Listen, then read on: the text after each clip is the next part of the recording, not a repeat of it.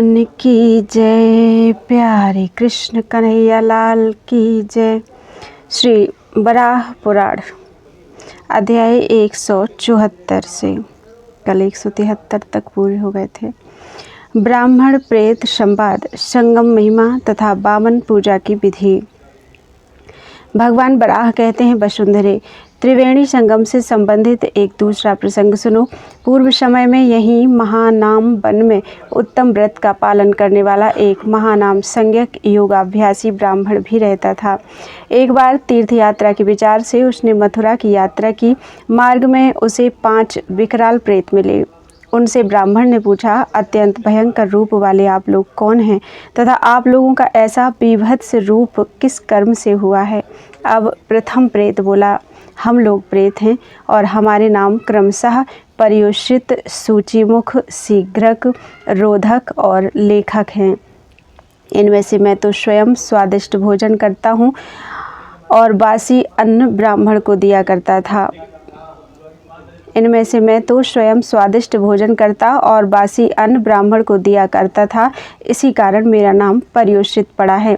इस दूसरे के पास अन्न पाने की इच्छा से जो ब्राह्मण आते थे उनको यह मार डालता था, अतः यह सूचीमुख है।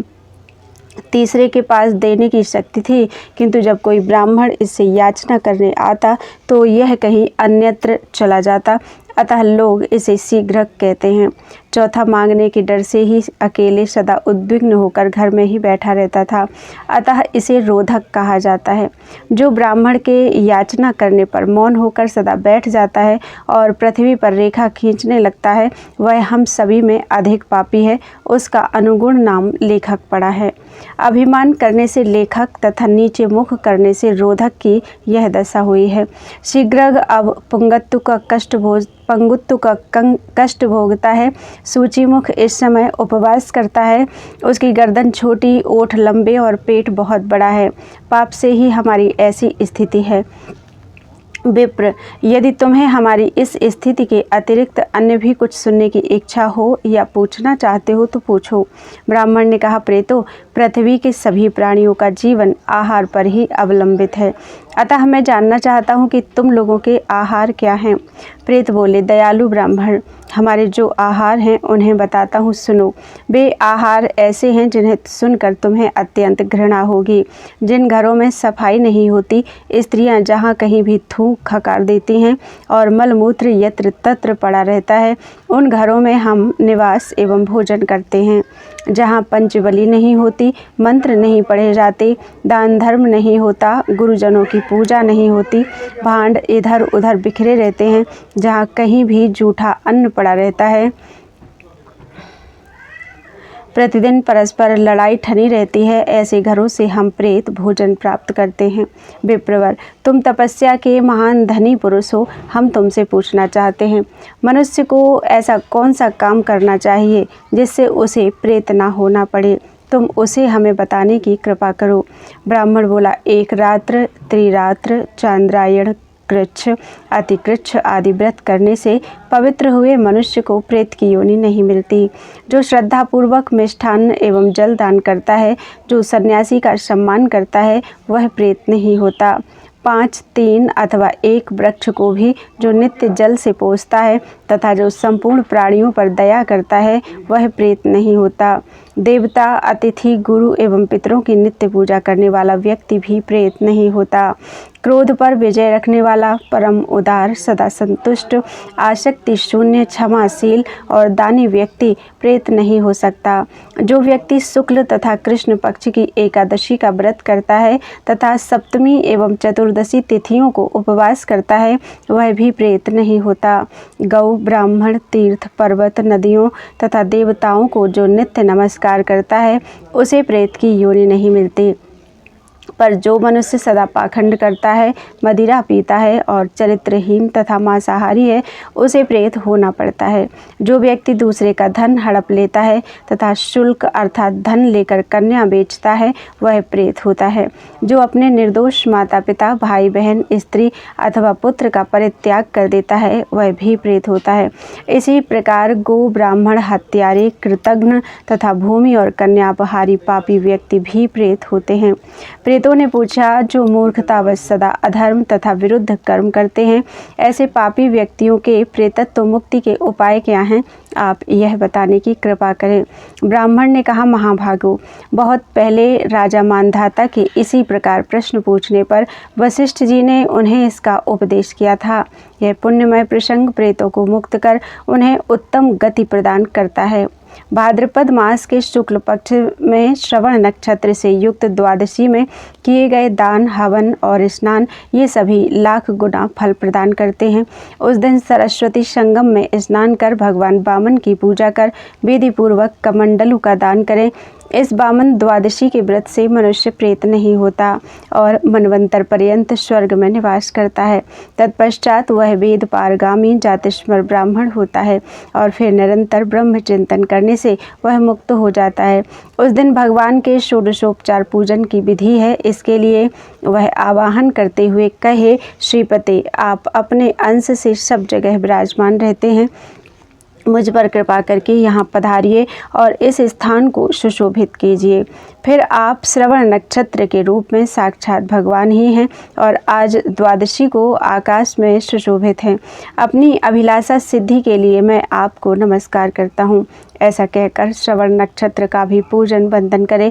फिर केशव, आपकी नाभि से कमल निकला है और यह विश्व आप पर ही अवलंबित है।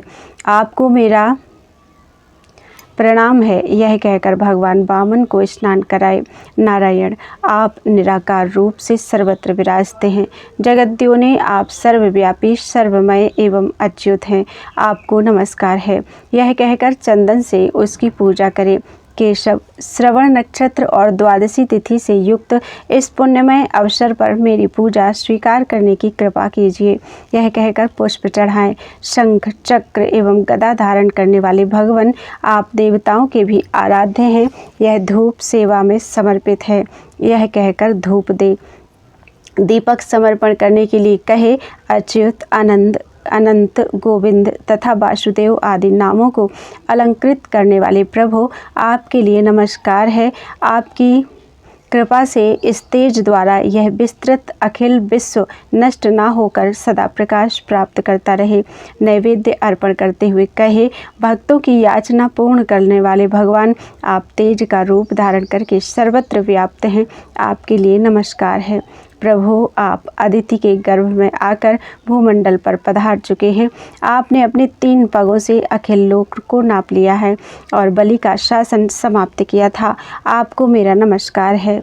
भगवान, आप अन्न, सूर्य, चंद्रमा, ब्रह्मा, विष्णु, रुद्र, यम और अग्नि आदि का रूप धारण करके सदा विराजते हैं। यह कहकर कमंडलू प्रदान करें। फिर इस कपिला गौ के अंगों में 14 भुवन स्थित हैं। इसके दान से मेरी मनोकामना पूर्ण हो। यह कहकर कपिला दान करें। अंत में इस प्रकार कहकर विसर्जन करें। भगवान, आपको देवगर्भ कहा जाता है। मैं भली भांति आपका पूजन कर चुका। प्रभु, आपको नमस्कार है। जो विज्ञ मनुष्य श्रद्धा से संपन्न होकर जिस किसी भी भाद्रपद मास में भगवान वामन की इस प्रकार आराधना करेगा, उसे सफलता अवश्य प्राप्त होगी। ब्राह्मण ने पुनः कहा, जहाँ यमुना और सरस्वती नदी का संगम हुआ है, उस सारस्वत तीर्थ पर जो इस विधि के साथ श्रद्धापूर्वक यह व्रत करता है, उसे 100 गुना फल प्राप्त होता है। मैंने भी श्रद्धा के साथ उस तीर्थ का सेवन किया है और क्षेत्र सन्यासी के रूप में वहाँ बहुत दिनों तक निवास किया है, जिससे तुम लोग मुझे अभिभूत नहीं कर पाए। इसी तीर्थ की महिमा तथा इस व्रत का महात्म्य सुनने से तुम लोगों का भी कल्याण होगा।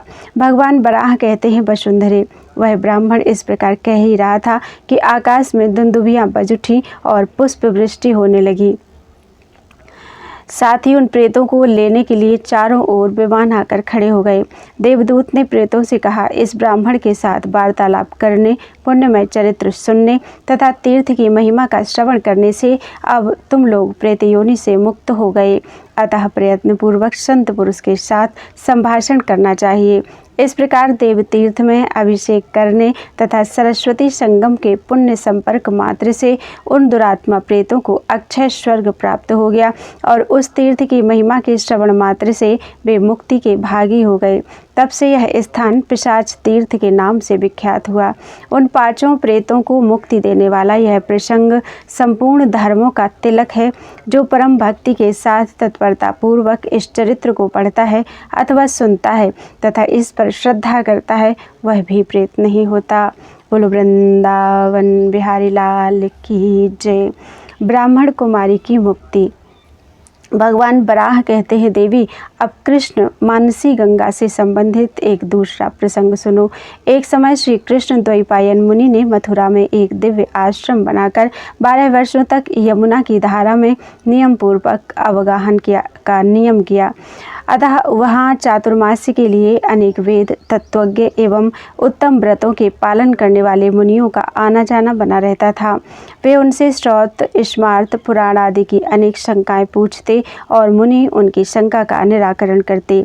वहीं कालंजर नाम से प्रसिद्ध तीर्थ, जिसके प्रधान देवता शिव हैं, उनका दर्शन करने से ही कृष्ण गंगा में स्नान करने का फल प्राप्त होता। इसी बीच ध्यान योग में सदा संलग्न रहने वाले मुनिवर व्यास एक बार हिमालय पर्वत पर गए और बद्रिकाश्रम में वे कुछ समय के लिए ठहर गए। उन त्रिकालदर्शी सिद्ध मुनि ने अपने ज्ञान नेत्र से कृष्ण गंगा के तट का एक बड़ा आश्चर्यजनक दिव्य दृश्य देखा, जो इस प्रकार है। नदी के उस तट पर पांचाल कुल का वसु नामक एक ब्राह्मण रहता था। दुर्भिक्ष से पीड़ित होने के कारण वह अपनी स्त्री को साथ लेकर दक्षिणापथ को गया और शिव नदी के दक्षिणवर्ती एक नगर में ब्राह्मणी वृत्ति से रहने लगा। वहाँ उसके 5 पुत्र और एक नीलोत्तमा नाम की कन्या उत्पन्न हुई। कन्या का विवाह उसने किसी ब्राह्मण के साथ कर दिया। फिर वह ब्राह्मण सपत्नीक कालधर्म को प्राप्त हो गया। उस समय वह तिलोत्तमा कन्या ही माता पिता की हड्डियां लेकर तीर्थयात्रियों के साथ मथुरा आई, क्योंकि उसने पुराणों में सुना था कि जिसकी हड्डी मथुरा के अर्धचंद्र तीर्थ में गिरती है, वह सदा स्वर्ग में निवास करता है। यह पुत्री उस ब्राह्मण की सबसे छोटी संतान थी, जो विवाह के कुछ काल बाद विधवा हो गई थी। उन्हीं दिनों कान्यकुब्ज के राजा ने मथुरा के गर्तेश्वर महादेव के लिए एक अन्न सत्र खोल रखा था, जहाँ निरंतर भोजन वितरण होता रहता था। उस नरेश के यहाँ नृत्य गान भी होता था। यहाँ गणिकाओं के दुष्चक्र में पड़कर वह कन्या भी उसी कर्म में लग गई और थोड़े ही दिनों के बाद वह भी उस राजा की परिजन बन गई। भगवान बराह कहते हैं, वसुंधरे, उस वसु ब्राह्मण के कनिष्ठ पुत्र का नाम पांचाल था, जो बड़ा रूपवान था। वह कुछ व्यापारियों के साथ अनेक देशों, राज्यों, पर्वतों और नदियों को पार कर यात्रा करते हुए मथुरा पहुँचा तथा वहीं रहने लगा। एक दिन प्रातःकाल कुछ पुरुषों के साथ स्नान करने के लिए वह उत्तम कालंजर तीर्थ में गया और स्नान कर श्रेष्ठ वस्त्र एवं अलंकारों से अलंकृत होकर धन के गर्भ में एक यान पर बैठकर देवता का दर्शन करने के लिए त्रिगर्तेश्वर महादेव के स्थान पर पहुंचा। वहाँ उसकी दृष्टि तिलोत्तमा पर पड़ी, जिसे देखकर वह सर्वथा मुक्त हो गया। फिर उसने उस कन्या की धाई के द्वारा उसे कपड़ों की गांठें, सैकड़ों सुवर्ण के आभूषण तथा रत्नों के हार भेंट किए। अब वह आसक्ति के कारण प्रायः उसी के घर रहता और जब आधा पहर दिन चढ़ जाता तब अपनी छावनी पर जाता तथा समीप के कृष्ण गंगोद्भव तीर्थ में स्नान करता। इस प्रकार 6 महीने बीत गए। एक बार जब वह सुमंतु मुनि के आश्रम के पास स्नान कर रहा था तो मुनि की दृष्टि उस पर पड़ गई। उसके शरीर में कीड़े पड़ गए, जो रोमकूपों से निकलकर जल में गिर रहे थे, पर स्नान कर लेने के बाद वह सर्वथा निरोग हो गया। जब मुनि ने इस प्रकार का दृश्य देखा तो उससे पूछा, सौम्य, तुम कौन हो? तुम्हारे पिता कौन हैं? कहाँ के रहने वाले हो? तुम्हारी कौन सी जाति है तथा तुम दिन रात किस काम में व्यस्त रहते हो? यह सब तुम मुझे बताओ। पांचाल ने कहा, मैं एक ब्राह्मण का बालक हूँ और मेरा नाम पांचाल है। इस समय मैं व्यापार कार्य से दक्षिण भारत से आया हूँ और प्रातःकाल यहाँ स्नान कर त्रिगर्तेश्वर महादेव का दर्शन करता हूँ। फिर कालंजर क्षेत्र में आकर आपके चरणों के दर्शन करता हूँ, तत्पश्चात छावनी में लौट जाता हूँ। मुनि ने कहा, ब्राह्मण, तुम्हारे शरीर में मैं प्रतिदिन एक महान आश्चर्य की बात देखता हूँ। तुम्हारा शरीर स्नान के पहले क्रमिपूर्ण और स्नान कर लेने पर स्वच्छ एवं प्रकाशमय बन जाता है। तुम किसी पाप प्रपंच में पड़े हो जो इस तीर्थ में स्नान करने के प्रभाव से दूर हो जाता है। अब तुम सोच विचार कर उसका पता लगाकर मुझे बताओ। इस पर पांचाल ने उस कन्या के घर जाकर उससे एकांत में आदरपूर्वक पूछा, सुभगे, तुम किसकी पुत्री हो और तुम्हारा कौन सा देश है? एवं यहाँ कैसे आई तथा रहती हो। उस समय पांचाल के अनुरोध पूर्वक पूछने पर भी उस कन्या ने उसका कुछ उत्तर नहीं दिया। कुछ समय बाद पांचाल ने कहा, देखो अब तुम यदि सच्ची बात नहीं कहोगी तो मैं अपने प्राणों का त्याग कर दूंगा। उसके इस निश्चय को देख उस कन्या ने अपने माता पिता, भाई, देश, जाति और कुल सबका यथावत परिचय देते हुए बतलाया कि मेरे पिता के 5 पुत्र और मैं ये 6 संतानें हुई थी, जिनमें सबसे छोटी संतान मैं ही हूँ। विवाह के बाद मेरे पतिदेव का शीघ्र ही देहांत हो गया। 5 भाइयों में जो सबसे छोटा था वह धन की तृष्णा से बचपन में ही व्यापारियों के साथ विदेश चला गया। उसके चले जाने पर मेरे माता पिता मर गए। अतएव कुछ सहायकों का साथ पाकर मैं इस तीर्थ में उनकी अस्थि प्रवाह के लिए चली आई। यहाँ कुछ गणिकाओं के कुचक्र में पड़कर मेरी यह दशा हुई। मैंने उल्टा स्त्रियों का धर्म अपनाकर अपने कुल को नष्ट कर दिया।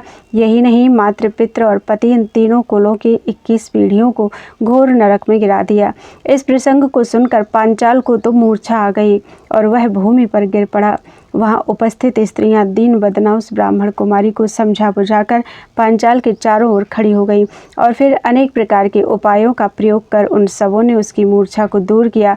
जब उसके शरीर में चेतना आई तो उन्होंने उससे बेहोशी का कारण पूछा। इस पर उस ब्राह्मण कुमार ने अपना सारा वृत्तांत कह सुनाया। फिर इस पाप से उसके मन में घोर चिंता व्याप्त हो गई और वह प्रायश्चित की बात सोचने लगा। उसने कहा, मुनियों ने विचार करके यह आदेश दिया है कि यदि कोई द्विजाति ब्राह्मण की हत्या कर दे अथवा मदिरा पी ले तो उसका प्रायश्चित शरीर का परित्याग ही है। माता, गुरु की पत्नी, बहन, पुत्री और पुत्र वधू से अवैध संबंध रखने वाले को जलती अग्नि में प्रवेश कर जाना चाहिए। इसके अतिरिक्त उसकी शुद्धि के लिए दूसरा कोई उपाय नहीं है। जब पांचाली ने अपने बड़े भाई के मुख से ही मुनि कथित यह प्रायश्चित सुना तो उसने भी अपने सौभाग्य के संपूर्ण आभूषण, रत्न, वस्त्र, धन और धान्य आदि जो कुछ भी वस्तुएं संचित कर रखी थी वह सब का सब ब्राह्मणों में बांट दिया। साथ ही बताया कि इस द्रव्य से कालंजर का श्रृंगार तथा एक उद्यान का निर्माण कराया जाए। फिर उसने सोचा, अपनी आत्मशुद्धि के लिए कृष्ण गंगोद्भव तीर्थ में चलकर विधिपूर्वक चितारोहण करूं। उधर पांचाल भी सुमंतु मुनि के पास पहुंचकर उन्हें प्रणाम कर मृत्यु के उपयोगी कर्मों का संपादन कर मथुरा के निवासी ब्राह्मणों को बुलाकर उन्हें भली भांति दान देकर अपनी शेष संपूर्ण धनराशि सत्र खोलने के लिए दे दी और विधि के अनुसार अपनी और दैहिक संस्कार के लिए भी व्यवस्था कर ली। कृष्ण गंगा में स्नान कर उसने इष्ट देव का दर्शन कर उन्हें प्रणाम किया और सुमंतु मुनि के चरणों को पकड़कर प्रार्थना की, भगवान, मैं अगम्यागमन के दोष से महान पापी बन गया हूँ। मुझ कुलनाशक का स्वभगिनी के साथ ही दुर्योग से अवैध संबंध हो गया। अब मैं अपने शरीर का त्याग करना चाहता हूँ, आप आज्ञा दें। इस प्रकार सुमंतु मुनि को अपना पाप सुनाकर चिता पर घृत छिड़ककर वह अग्नि में प्रवेश करना ही चाहता था कि सहसा आकाशवाणी हुई, ऐसा दुस्साहस मत करो, क्योंकि तुम दोनों के पाप सर्वथा धुल गए हैं। जहाँ स्वयं भगवान श्री कृष्ण ने सुखपूर्वक लीला की है तथा जो स्थान उनके चरणों के चिन्ह से चिन्हित है वह तो ब्रह्मलोक से भी श्रेष्ठ है। दूसरी जगह के किए हुए पाप इस तीर्थ में आते ही नष्ट हो जाते हैं। मनुष्य गंगा सागर में एक बार स्नान करने से ब्रह्म हत्या जैसे पाप से छूट जाता है। पृथ्वी पर जितने तीर्थ हैं उन सभी तीर्थों में स्नान करने से जो फल मिलता है वैसा ही फल पंच तीर्थ में स्नान करने से मिल जाता है, इसमें कोई संशय नहीं। शुक्ल और कृष्ण पक्ष की एकादशियों को विश्रांति तीर्थ में, द्वादशी को सौकरभ तीर्थ में, त्रयोदशी को नैमिषारण्य में, चतुर्दशी को प्रयाग में तथा कार्तिकी एकादशी को पुष्कर में स्नान करना चाहिए। इससे सारे पाप दूर हो जाते हैं। भगवान बराह कहते हैं, वसुंधरे, इस प्रकार की आकाशवाणी को सुनकर पांचाल ने सुमंतु से पूछा, मुने, आप मुझे यह बताने की कृपा करें कि मैं आग में प्रवेश करूं या त्रिरात्र कृच्छ या चांद्रायण व्रत करूं। मुनि ने आकाशवाणी की बातों पर विश्वास कर उसे शुद्ध धर्माचरण का आदेश दिया। देवी, जो मनुष्य श्रद्धा से इस महात्म का श्रवण एवं पठन करेगा वह कभी भी पाप से लिप्त नहीं हो सकता। साथ ही उसके 7 जन्म पहले के भी किए हुए पाप दूर भाग जाते हैं और वह जरा मरण से मुक्ति होकर स्वर्ग लोक को चला जाता है। बोलो वृंदावन बिहारी लाल की जय। त्वदीयं वस्तु गोविंद तुभ्यमेव समर्पये, तेन त्वदङ्घ्रि कमले रतिं मे यच्छ शाश्वतीम्।